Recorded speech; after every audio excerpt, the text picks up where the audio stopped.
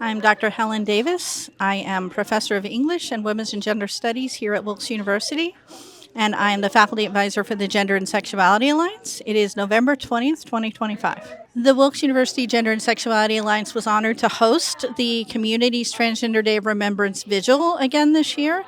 The Transgender Day of Remembrance is an internationally celebrated day so that the community can come together to mourn the lives that we have lost in the last year due to violence against the transgender community. So we are here to say the names of the people we have lost and to honor their lives and to advocate for a safer tomorrow. Good evening, everybody. My name is Nikki Berlew. I'm the founder and organizer of this event, and I'm really, really glad to see so many people here tonight. This is our 6th year that we are doing this event, and every year more people come out, so I'm very, very grateful for that. If you don't know me, I'm a local girl. So I grew up in Wilkes-Barre, I live in Kingston, I work in Plains. I'm a queer woman, I'm a mom, that's my toddler that you hear. I'm a wife, I'm a teacher, I'm an artist, I'm an activist. You might call me a social justice warrior, and some people have, and some people say that like it's a bad thing, but really it's not. Because social justice tries to right the wrongs of the past. It tries to help those who need it the most. The wrongs of our past have had our community build pride on the backs of Black and brown trans women and then forget about those same people. The wrongs of our past had rigid gender roles that separated people into binaries and forced specific household roles, specific employment roles, and specific thought processes. The wrongs of the past are numerous, but the wrongs of the present are the ones that we can fix going forward. The number of trans, non-binary, and gender-expansive people killed by violence is always too high. The number of trans, non-binary, and gender-expansive people who die by suicide is always too high. The numbers of these are difficult to track, and they vary based on the sources that are used. But what we do know is that we're never going to be able to have the full picture of those numbers because too many victims are either misidentified or their true identities are erased by kin or they're never identified at all. So as a mother, as a teacher, as a former coach, I tend to focus on the youth side of things. So there is an incredible resource called the Trevor Project, and every year they do a very expansive survey of LGBTQ plus youth. And the 2024 results of this survey have some pretty horrifying statistics. 39% of LGBTQ plus young people have seriously considered attempting suicide in the past year. For those who are transgender, non-binary, and gender expansive, that rate is 46%. So that's almost half. Rates are higher for kids of color than kids who are white. 12% of LGBTQ plus youth have attempted suicide in the past year.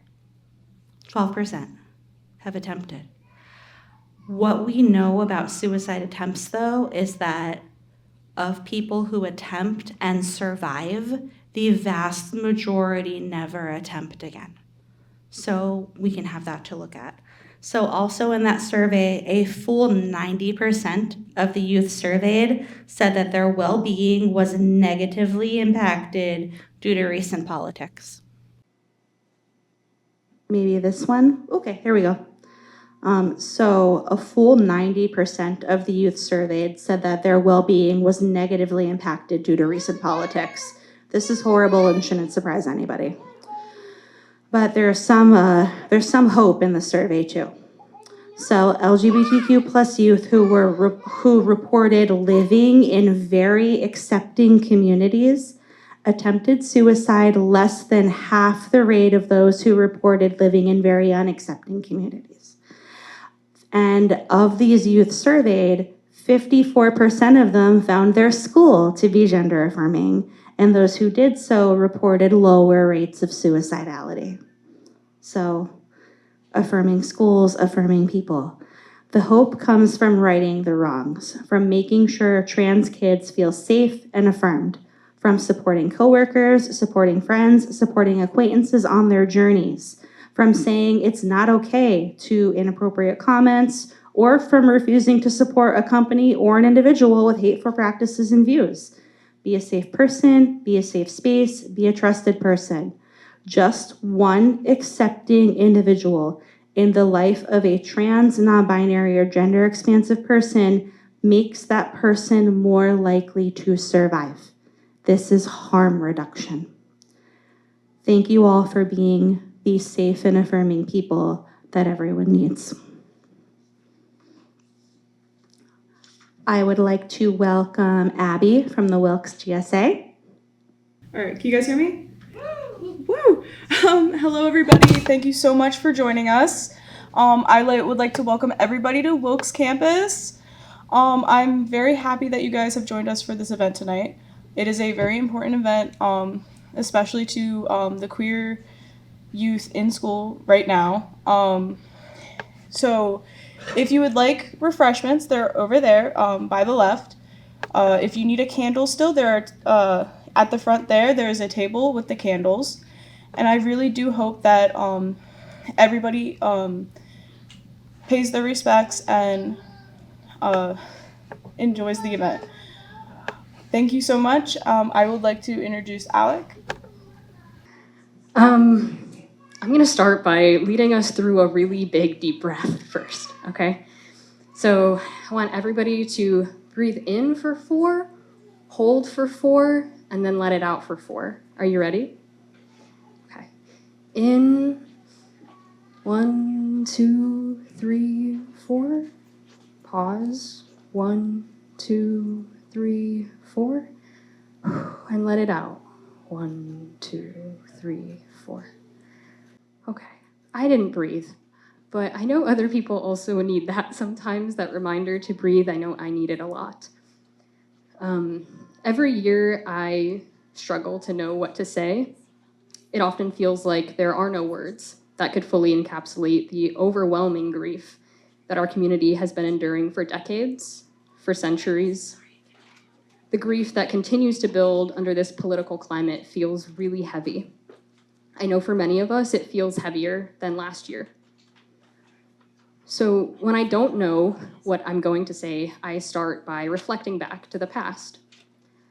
Last year on this day, I opened up for the first time publicly about my experience with domestic violence at the hand of a romantic partner who despised my light, my transness, and my queerness.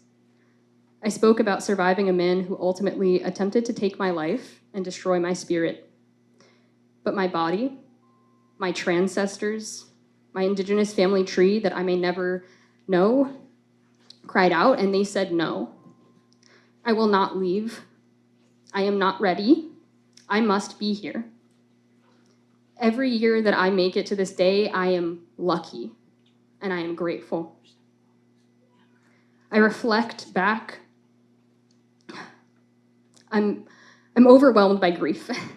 And I reflect back on that which I owe this community, especially my trans and non-binary siblings who are of color, especially those who are Black trans women, those who are disabled, immigrants, impoverished, unhoused.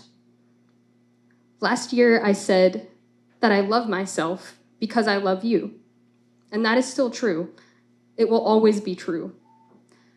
A few months after last year's Transgender Day of Remembrance, after opening up about a scar I wasn't sure I could speak about, a Black trans man by the name of Sam Nordquist was found murdered just a few hours from my home by people whom he connected to his partners, by someone he loved.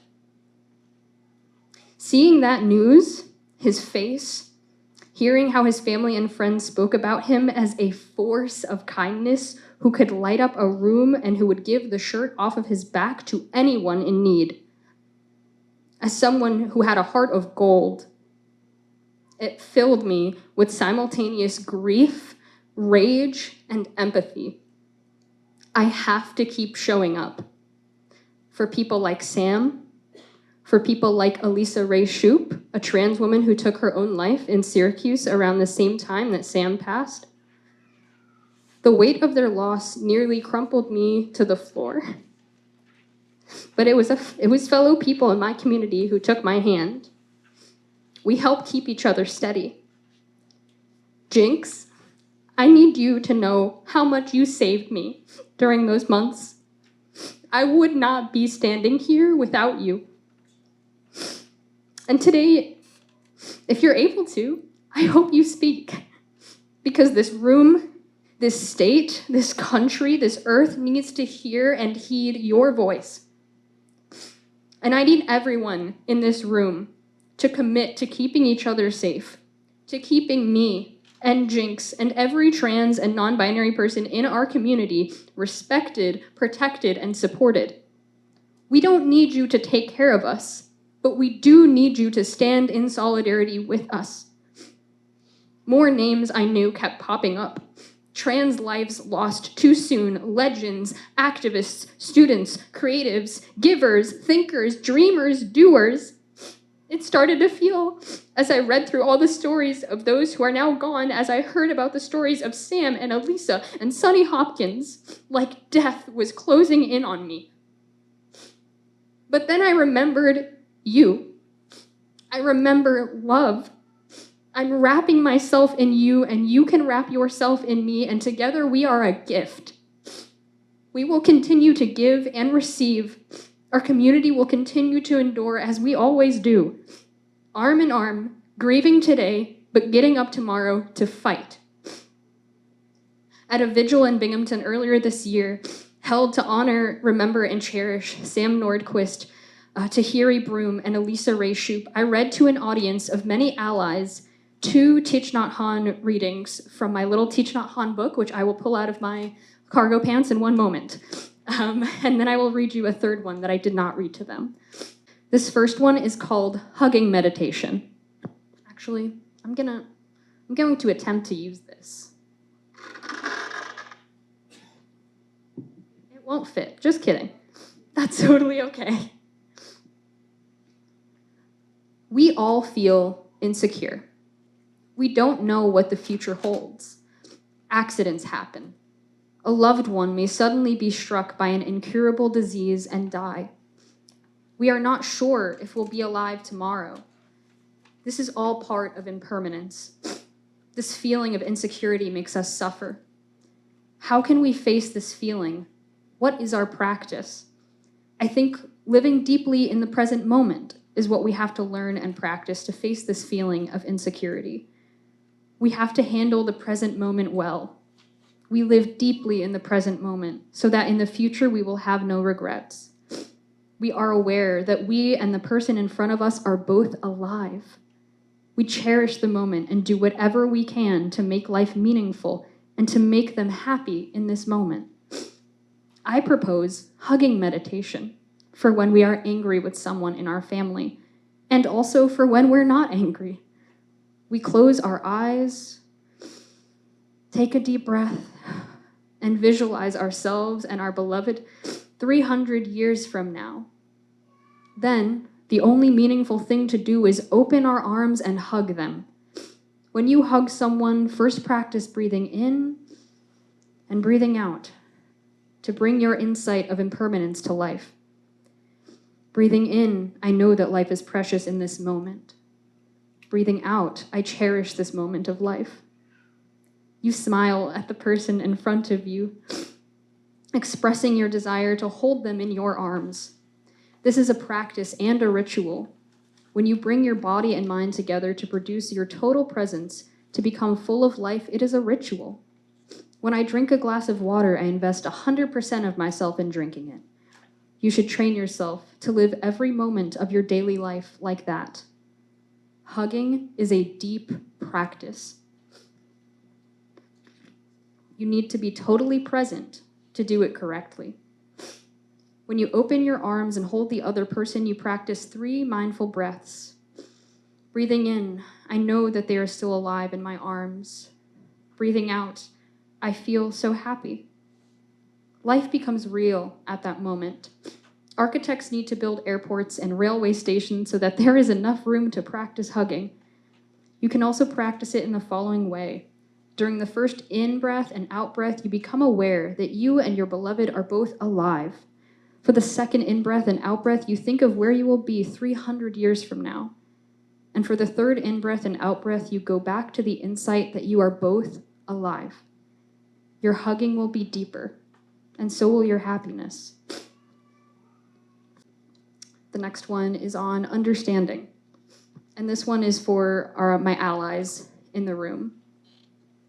Sometimes we may believe that we are acting from love, but if our action is not based in deep understanding, it will bring suffering. You want to make someone happy, and you believe very strongly that you are doing something out of love, but your action may make the other person suffer very much. So even though you believe you are acting from love, you cause your son, your daughter, your child, your partner or spouse, your friend or coworker to suffer deeply because you do not have enough understanding of that person. That is why you need the eye of understanding, of wisdom, to be an effective instrument of compassion. If you don't understand the suffering, the difficulty, the deep aspiration of another person, it's not possible for you to love them. So it's very important to check with them and ask for help. A father should be able to ask his child, "Do I understand you well enough? Do I make you suffer because of my lack of understanding?" A mother should be able to ask her child, "Do you think I understand you? Please tell me so that I can love you properly." That is the language of love. And if you are sincere, your daughter or son or child will tell you about their suffering. And when you have understood their suffering, you will stop doing things that make them suffer, things that you believed you did only for their happiness and well-being. Deep understanding is the substance of which true love is made. The hands of the Bodhisattva symbolize action, but our actions must be guided well by the eyes of understanding. So to my cis allies in the room, I'm asking you, do more than be here in grief. Do more than offer kind words, prayer, or condolences. You must act. The violence and death we are bearing witness to does not have to be our reality in the future. It is our duty to demand that it isn't. We must build that new reality in solidarity with communities across the world who are impacted. For me, someone who's transmasculine, who's mixed, who's Mexican, whose dad is an immigrant. For my non-binary Palestinian friend who is living under occupation as I speak. For all trans and non-binary folks who are subjected to alienation and violence, I implore you, allies, stand up. I have no plans to leave you, but this life is impermanent. If I must leave you, please quote me. To me, pride means freedom. Not just freedom from transphobia, homophobia, and queerphobia, but freedom from all forms of oppression. Capitalist exploitation, imperialism, colonization, racism. Queer is more than an identity. It's a political statement that insists upon radical solidarity across all of our communities. Pride is protest, pride is punk, queer is love, queer is community. Our history will never be erased because we are ancient and we are everlasting. Our history is still in the making, brick by brick. In community, with community, and for community, I can be strong. And I can be weak too. I can be human, and so can you. Remember that healing doesn't just happen alone, it happens in community, in spaces like this. Use your voice, because you're the only one who can. Practice a hugging meditation, talk to a friend, stick around for a bit after the program, and take care of yourselves. And allies, I want you to listen well to this last passage from Thich Nhat Hanh on heroism. Understanding and compassion are very powerful sources of energy. They are the opposite of stupidity and passivity. If you think that compassion is weak, passive, or cowardly, then you don't know what real understanding or compassion is. If you think that compassionate people do not resist and challenge injustice, you are wrong. They are warriors, heroes, and heroines who have gained many victories. When you act with compassion, with nonviolence, when you act on the basis of non-duality, you have to be very strong. You no longer act out of anger. You do not punish or blame. Compassion grows constantly inside you, and you can succeed in your fight against injustice. Mahatma Gandhi was just one person. He did not have any bombs, any guns, or any political party. He acted simply on the insight of non-duality, the strength of compassion, not on the basis of anger. Human beings are not our enemy. Our enemy is not the other person. Our enemy is the violence, ignorance, and injustice in us and in the other person. When we are armed with compassion and understanding, we fight not against other people, but against the tendency to invade, to dominate, and to exploit. We don't want to kill others, but we will not let them dominate and exploit us or other people. You have to protect yourself. You are not stupid. You are very intelligent, and you have insight. Being compassionate does not mean allowing other people to do violence to themselves or to you. Being compassionate means being intelligent. Nonviolent action that springs from love can only be intelligent action. Thank you.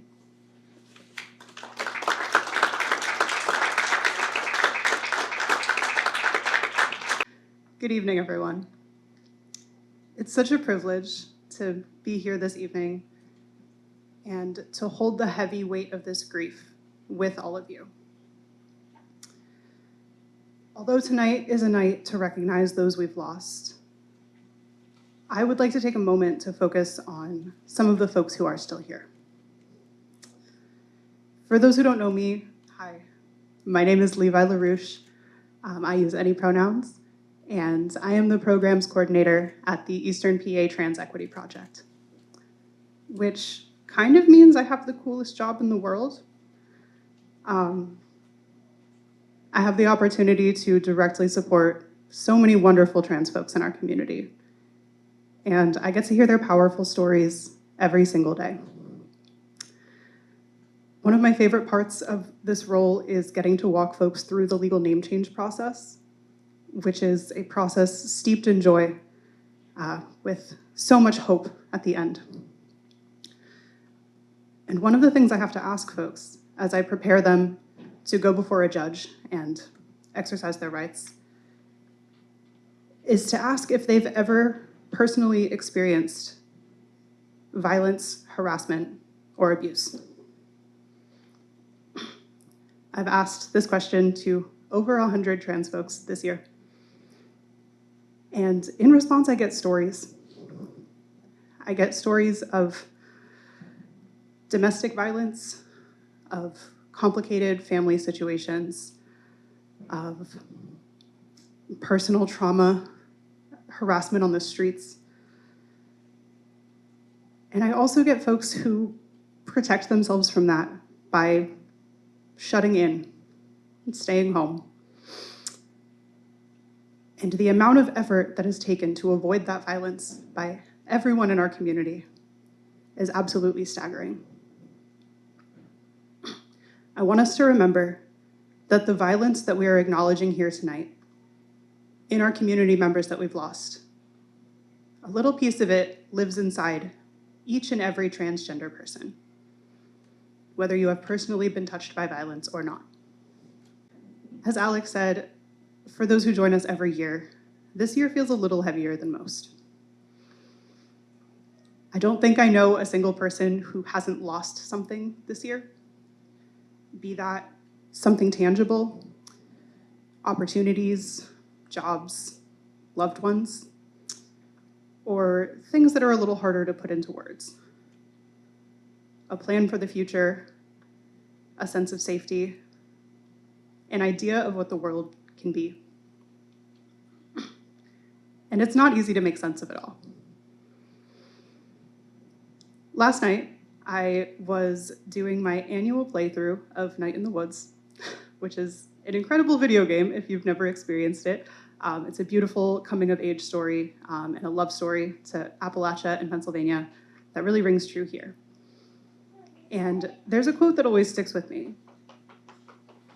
As two friends are looking up at the stars together, trying to make sense of the vastness and the beauty of it all, one says that he believes in a universe that doesn't care, and people who do. Now, I don't know what you believe about the universe, but I can tell you with absolute certainty that there are people who care, because I get to see it every single day. I get to see it in the faces of those sitting here, willing to take a Thursday night to acknowledge something less than joyful. I see it in those who show up to community groups week after week, month after month, donating their time to support others and get some support in return.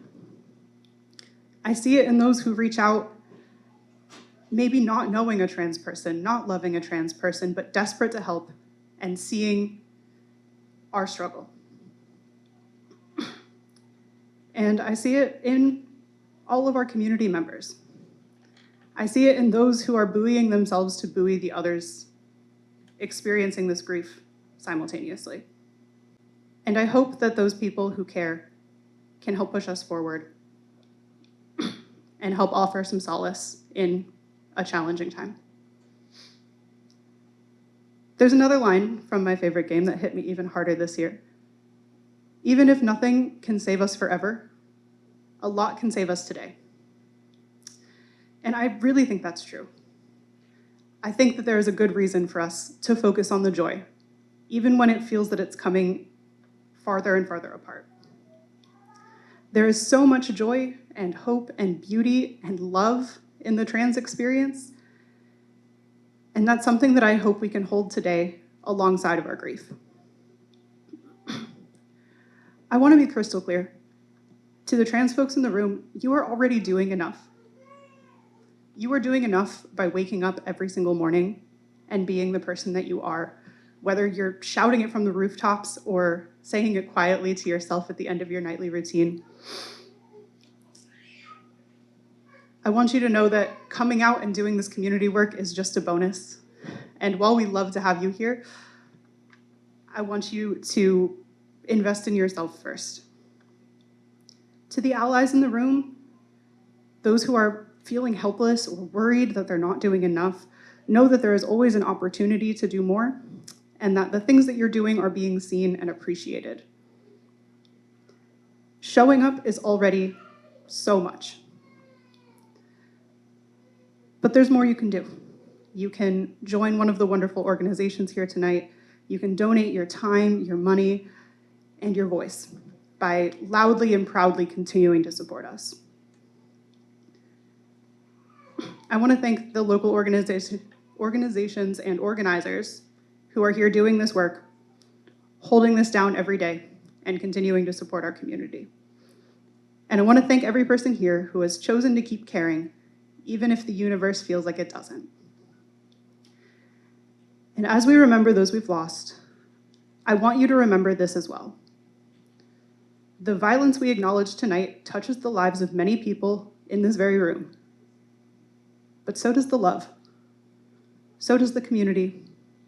And so does the hope. Even if nothing can save us forever, a lot can save us today. And tonight we're here to save each other. Thank you. Hello, everyone. I'm Helen Davis. I'm a professor here at Wilkes and the faculty advisor for the Gender and Sexuality Alliance. Also, a strong cisgender ally and mom to my favorite trans person, my kid Phoenix, who is in Boston now studying music and unable to join us. But I come here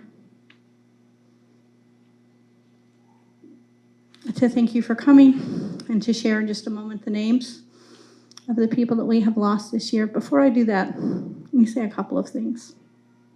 I want to make sure everyone knows that we have some resources available on a table over here beside the refreshments. If you have not already done so, pick one of the crisis numbers on one of those sheets and save it in your phone so that you have it, because anyone can be in a moment of crisis and you never have to be alone. And it's really important that you know that. There are resources available to help and support you. Reach out to one of the other people in the room. Call me anytime. The most important thing to remember in those moments when we feel the most alone is that we are not alone.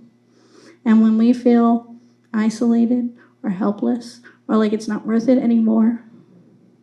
Remember that you are the light to other people, and you may not even realize it, but you matter, and you are beautiful, and you are important. And if you can just hold on one more day, reach out to someone who loves you, let them remind you that they love you, we can get through this together. When I put together the slideshow for the last few years, I immerse myself in the stories of the people that we lose, and it's incredibly hard. You will notice some things in common many times as we go through this list. Like other years, 74% of the violent deaths that we saw this year happened to trans people of color. That number is too high. 55% of them were specifically trans Black women. As a community, we have to stand up and do more to protect our most vulnerable people. You'll see many young people. You will see a lot of gunshots. Gun violence is an epidemic in this country, and it is definitely an epidemic that hits our trans community members quite hard. You'll also notice many of these people knew their attacker. Most of these people knew their attacker.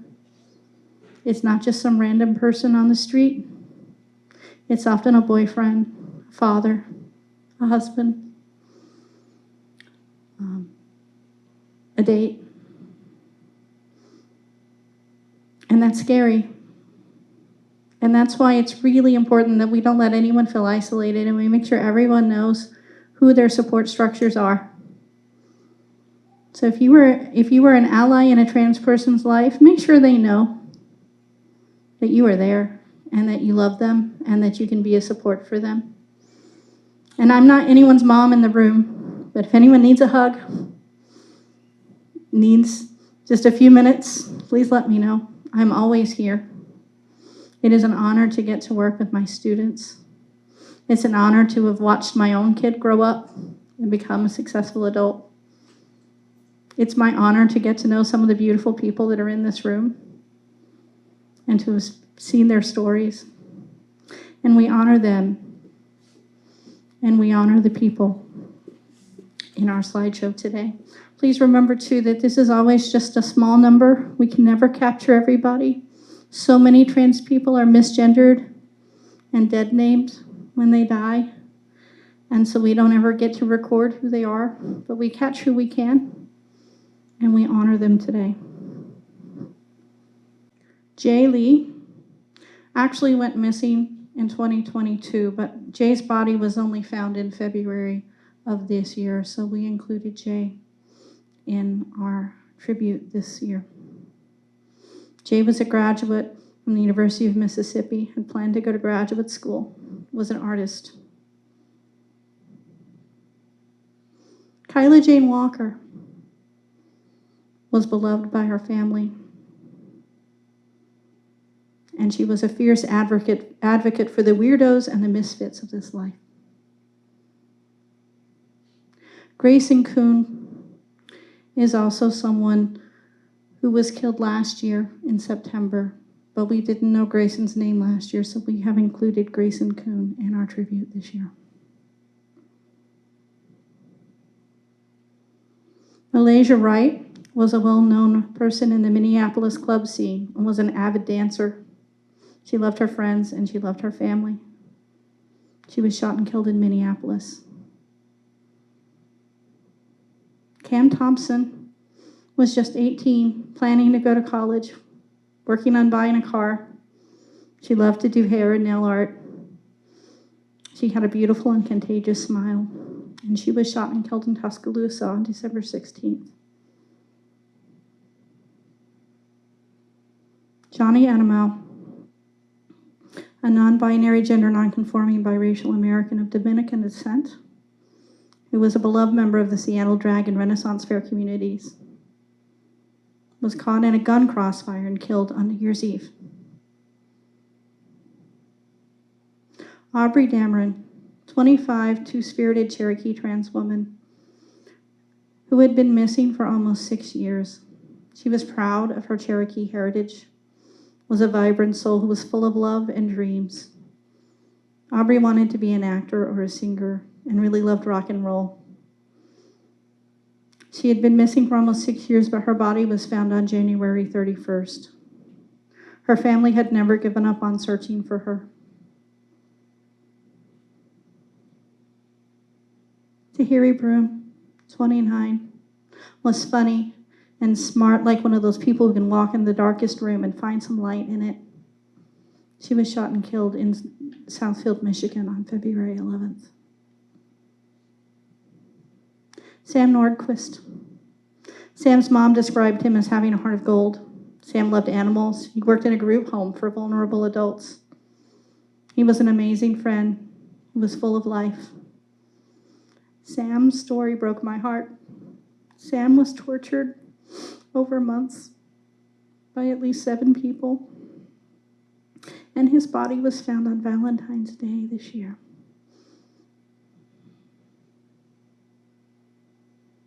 Irviana Johnson was a digital content creator who loved her family, loved Glorilla, RuPaul's Drag Race, hip-hop, did a lot of majorette competitions, loved to dance, loved to spend time with her nieces and nephews, was full of life. Amiri Dior was always a good soul, always truthful with her life. She was also shot and killed. Linda Becerra Moran called 911 because she was being held captive. She had been dealing with homelessness, was probably trafficked into this country, had been trying so hard to survive. She was talked about as a survivor by the people who knew her. She called 911, and when police showed up, they shot her in February.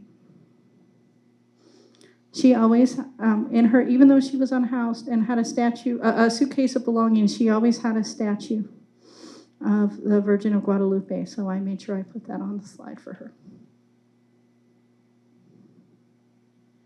Charlene Cook was 57. She loved swimming in the lake, animals, music, and reading. She was an excellent guitarist. She had a gentle and loving nature. She was shot by her stepfather. Kaitoria Kai LaCynthia Banks, 31, from Montgomery, Alabama, loved music. She worked as a prep navigator with the Knights of Orchid Society. She was shot and killed on March 31st during an attempted carjacking. Kelsey Alem was 25, born in Atlanta, grew up in St. Louis. Like me, studied at Duke University. She was a hard worker and an advocate for the transgender community. The day before her death, she posted this tribute to her transition. Y'all, my transition was so epic, it was a surprise to me, but a surprise to y'all. It's some I always do and I always wanted to do, and now I'm happy enough to embrace it. It took a lot for me to get here in a couple of years, but hey, I did. I'm proud of my life in so many ways. It just shocks me when I look back like I was that dude, now that girl, but yeah. Moral of the story, love your life. Kelsey was shot and killed by her abusive boyfriend in St. Louis on April 24th. Shiperius Dupree was 32, married with 2 children. He was a big-hearted, hardworking man. He worked at FedEx as a youth counselor with youth villages, as a shift manager at Save-A-Lot, and had side hustles as a bartender, a cook, and helping his wife with a small store. He also had a dog named Bella, who he loved. He was shot and killed in Memphis, Tennessee on May 17th. Carmen Mells was known as the walking wonder in the ballroom community. Her runway talent helped her to achieve legend status at the International House of Revlon. Carmen's mother said that she was a blueprint of what you can overcome. Carmen was resilient, she was determined, and she was loved. There was nothing that Carmen could not do. She would walk through a wall of fire and come out untouched and unburned. Unfortunately, she was not bulletproof. She was 25 when she was shot and killed in her home in Detroit by a man she had arranged to meet for a date on May 24th. Jonathan Joss was cisgender, but we have included Jonathan Joss because he died trying to protect his transgender spouse. He did protect his transgender spouse who survived a gunshot. Their house had been burned down. They had come back to the scene of where their house was, and a neighbor came over, started yelling at them, and shot at them. Jonathan pushed his husband out of the way and saved his life, but lost his own. Laura Schuler was 47, loved animals, was known for her style and her charisma. She was considered the Beyonce of the LGBTQ plus community in Cincinnati. Her friend Tyson said that she lived her truth and that everybody looked up to her. She was fiercely loyal and dependable, always showed up when anyone needed her. She was shot down in her home on June 7th. This is hope like a young blood. According to her brother, she was an avid record collector, a talented artist and writer, and an absolute shredder on the guitar. She was also a cigar connoisseur and a proud trans woman. She died after being struck by multiple vehicles on a freeway in LA. J.J. Godbey was a drag artist, was popular in the regional LGBTQ plus community, and was an excellent makeup artist. J.J. had just started performing drag in September of 2024. J.J. was reported missing on June 19th, and J.J.'s remains were found in July, and their boyfriend was charged with their murder. Christina Hayes lived in Detroit, Michigan. She was strangled and robbed by a client after the client learned that she was trans on June 21st. Kamora Woods was 27. She was someone with a big heart who could make anyone laugh, and she loved animals. She was proud of her identity as a Black transgender woman. She was shot in the head and robbed in her home in Indianapolis. Dream Johnson was loved by her family. Her mom said, "My baby's life mattered to me and to everyone. If she wasn't loved by the world, she was loved by us, and we accepted her for who she was." She was found by police officers with gunshot wounds in Washington, D.C. on July 5th. Rosa Machuca attended UT Austin, aspired to be a journalist. Her fiancé described Rosa as wonderful and so bright about everything she loves. Her co-workers said that she was always so helpful and kind. She was one of 3 people killed in the parking lot of the Target where she worked.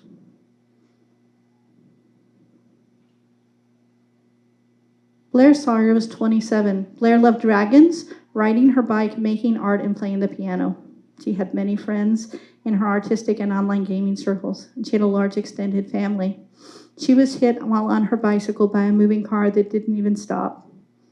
She died in Louisville, Kentucky on August 11th. Onyx Cornish was just 18 years old. Onyx loved their friends, heavy metal, old-fashioned, and makeup. They were the person who helped many of their friends when times were difficult. They loved their cat. They were very proudly queer, even though they were in a very conservative area in Idaho. They drove around looking for unhoused people to deliver food to and to help out. They were an activist, a staunch supporter of reproductive rights, and often used their online platforms to try to educate folks about progressive causes. Onyx was shot and killed by their adopted father, along with their cat, in their home on August 18th. Cassie Rhea K. Holmes was 31, was a talented hairstylist and a woman of faith who was very interested in astrology. She was a Scorpio and had a large circle of family, friends, and clients who loved her. She was shot in Lynchburg, Virginia.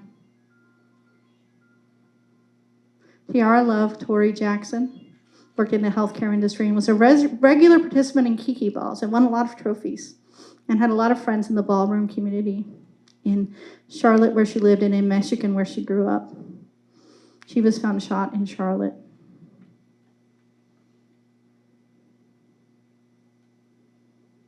Gerlala was a beloved TikTok star with almost 300,000 followers, was a hairdresser and a wig influencer who was shot and killed by her boyfriend in her apartment in Lauderdale Lakes, Florida on November 14th. We also want to remember the 240 plus transgender people who were killed worldwide in the past year. Unfortunately, this is not an epidemic of violence that is isolated to the United States.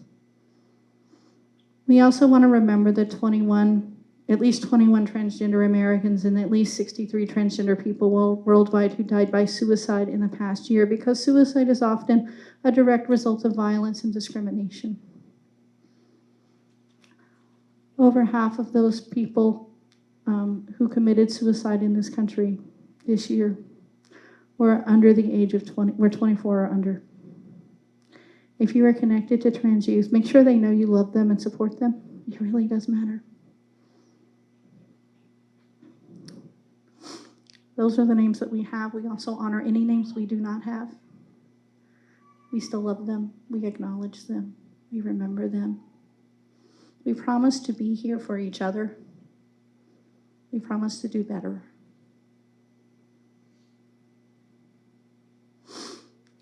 At this time, we'll have a moment of silence, and then I'll invite members of the community who want to come up and say a few words to be able to do so.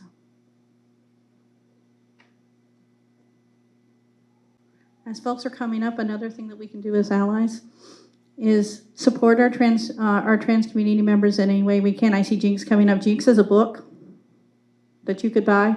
Support your trans artists.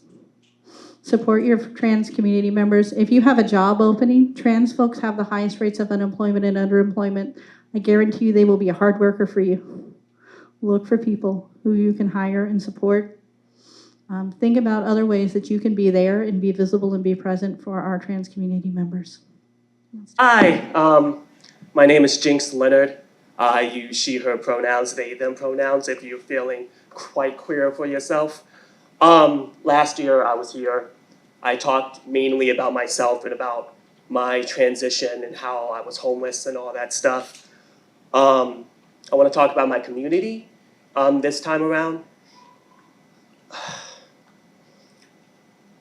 Before that, yesterday was the 5-year anniversary of me getting my first car.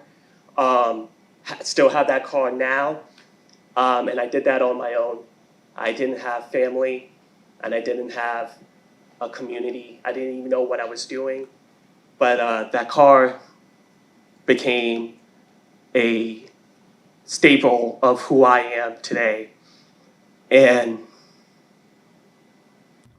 the same thing happened when I got my name changed. I was alone when I got on hormones. I did it all by myself. When I went to Planned Parenthood and they were asking me about, do you have anyone in your community? I said no. And now this was back when I was living in Virginia. And when I moved up here, I found that community when I got arrested for prostitution because no one was wanting to hire a Black trans woman. One person even said it was bad for business. Alec was one of the first people who came to one of my hearings and supported me during that time. And I realized that I wasn't alone. The one thing that they don't really tell you about being a Black trans person or just a trans person of color, that it is a lonely experience, that is a performance every time you get out of the house. You can't be too Black for your white counterparts because you're going to get them too scared, and you can't be too queer for your Black relatives because they're afraid for whatever God willing. And there are days where I think that I am alone and that I am not going to be loved. And I could even get attacked by my own trans sisters saying that I'm not doing enough and that I'm going to die because I'm not presenting enough feminine for the world and the community. And it hurts. Because my mother didn't tell me how to be a woman. My dad didn't teach me how I should be a woman. I learned that all on my own. And I'm still learning. 5 years medically transitioning, 6 years socially transitioning, And all the same, I am still learning. I have partners. One fun fact about me is that I've been in more interracial relationships than I can count, because I think it's more easier being with white people, because I could just be like, hi, I'm so brave, you should just date me. And they'd be like, yeah.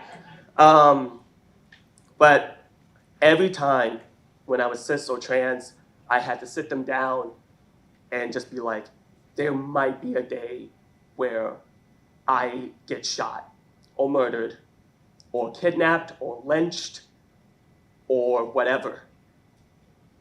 And you will have to deal with that. I recently talked to my therapist about how there's a high chance that I'm going to be murdered one of these days. And I'm so afraid that organizations are just going to use my name to fuel and build resources and get funding. And then I'm just going to be another name on a list of names, and they're going to forget about me. And then people who hate me are going to say that, well, it's my fault.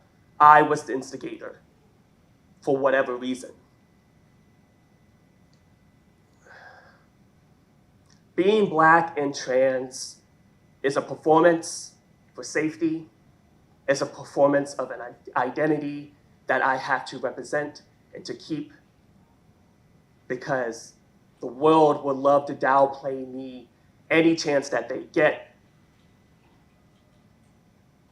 When I first met Levi, I met Levi at a trans meetup, and we were just discussing about our lives and discussing about who we are as people. And Levi looked at me like I was the most brave individual in all of NEPA. And there was such a high, and it's such a dopamine feeling to have that. I wanted to inspire other people. And I did. I wrote books. I worked with my community. I did all the things that I can so I could show people that they don't need to be a prostitute if they don't want to, that they don't have to sell their bodies, that suicide is not the answer, that it gets better. And I know that's such a cliche, and people with privilege say it all the time, but with my community, it gets better. I had been depressed. Winter is a very long time, and this is when my depression gets the worst. And every time I get a message from someone in my community that just says, hey, I'm glad that you're here, it makes me feel great. I tried to kill myself 3 years ago, and I am proud to say, thanks to the people who loved me for me, I haven't even thought about suicide once. And I'm truly blessed for that. And there are going to be people who are going to say that our lives are too political and that we should agree to disagree, but there's not. We have a day of remembrance for a reason. My life isn't political, and my identity isn't political. And it's mine. And you can see it. And you can see at the end of the day that I am everything that I was meant to be. Thank you. Hi, my name is Riley Richards. I'm an active member of NEPA DSA and the new CPUSA that just formed.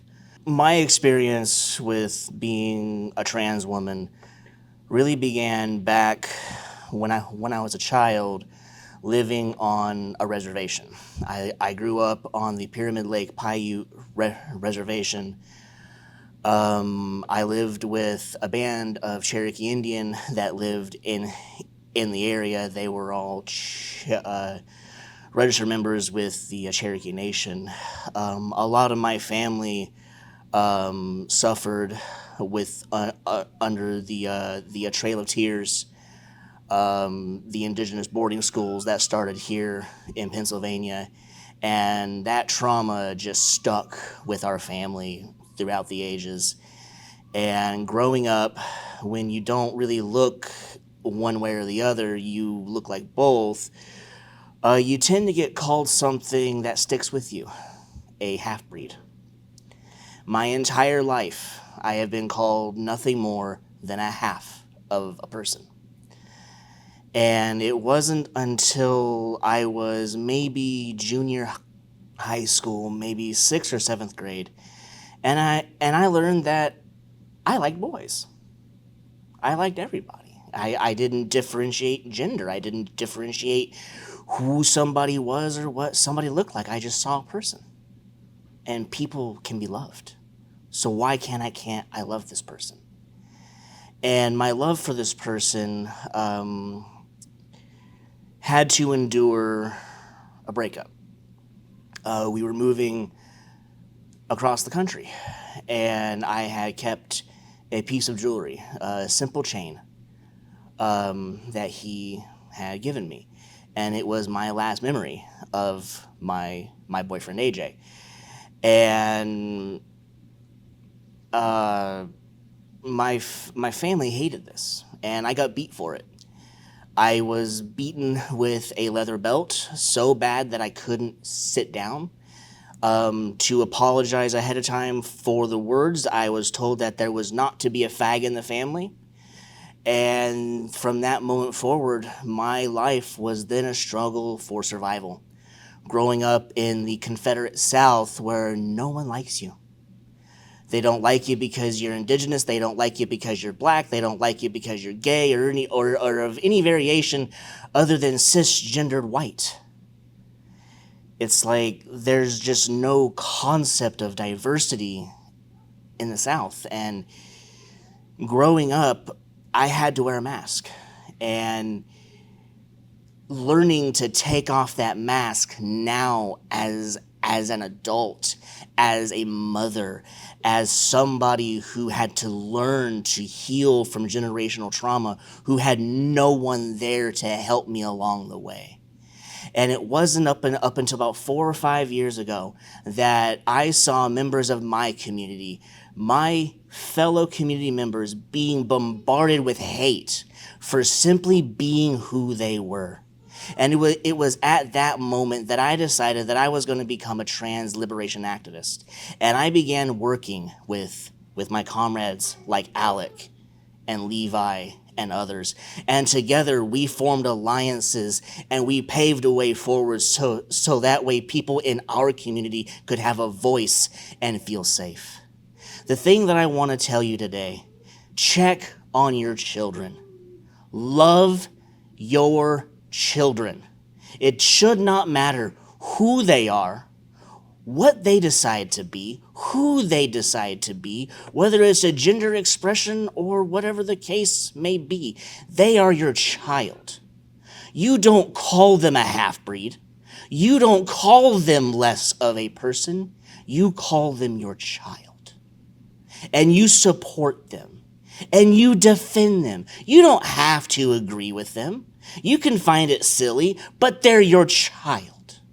And you should be willing to move mountains and touch the sun and face the dragons of the earth if it meant protecting your child. Transgender people and gender diverse people across this country are experiencing conditions of genocide. And we have watched a genocide unfold in Gaza for the last 2 years. Children getting bombed just for some people to say they feel power. Well, there's also people who were transgender that were killed with all those bombs. There's transgender people that were killed in Iran. There's transgender people being killed in Sudan. There's transgender people across this globe that are being oppressed just alongside of everybody else. All of our struggles come together as one. And what we need to do if we're going to heal as a society is learn that humanity does not have a border. Humanity does not have a boundary. If you are living and breathing, you are a human and deserve the basic human respect. So with that, I want to hold a second moment for those that have passed, and thank you.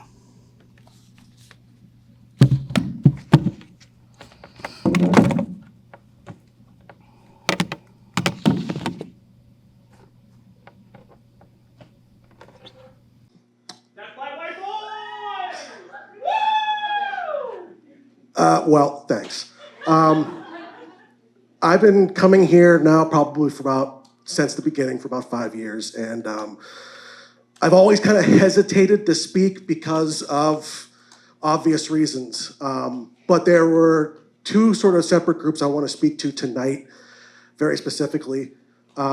First, to my sort of trans friends and community members, I know tonight is a very heavy night.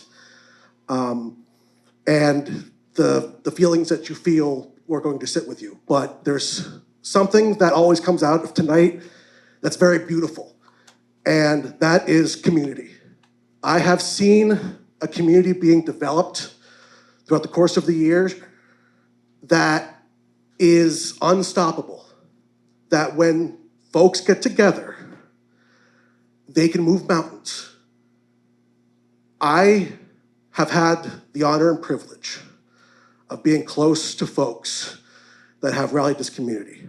Folks that you've heard speak tonight, and Levi and Alec and Jinx, you're more than community leaders, you're heroes. And I'm proud that you are my friends. Thank you very much.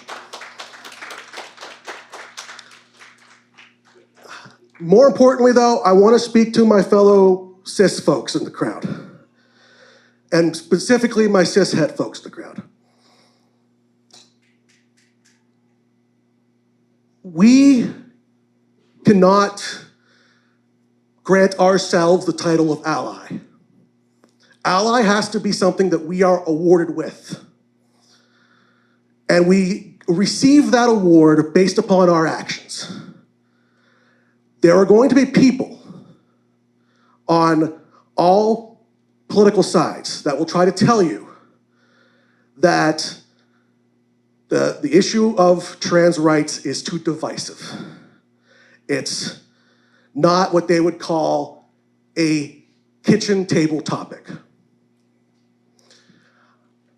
I think it's a pretty big topic on their kitchen tables tonight. I think it's a pretty big topic on the kitchen tables of everybody who is afraid to walk outside because of who they are and who their expression and who they love and what they look like. We need to come together and make a demand to our elected officials that trans rights are non-negotiable. This is not something that we can come to a consensus on. We have one consensus and one side that we stand on, and that is the side of queer liberation. And we cannot waver on that. It does not matter if it is the fascists on the one side or the gutless folks on the other who refuse to stand up to them. We need to be the ones that say, if you want to represent us, then the first thing I need you to do is stand on stage, stand in front of people, stand in front of folks that may not agree with you, and say trans rights are human rights. I want to thank you for coming. I want to thank Nikki for organizing. I want to thank the other organizations who were participants with us, sponsors, the Wilkes GSA, Queer NEPA, the Rainbow Alliance, NEPA Stands Up, and the Eastern Pennsylvania Trans Equity Project. You can find out information about these organizations at the resource table if you want to be involved. It was a wonderful event because it's always wonderful to get to hear from our trans community members directly, to get to hear about some of the work happening in the community, and to get to celebrate community together. We will come together again in March, on March 31st, for Transgender Day of Visibility on campus, where we will have a flag raising and other events so that we can celebrate and recognize the wonderful contributions of our trans community members.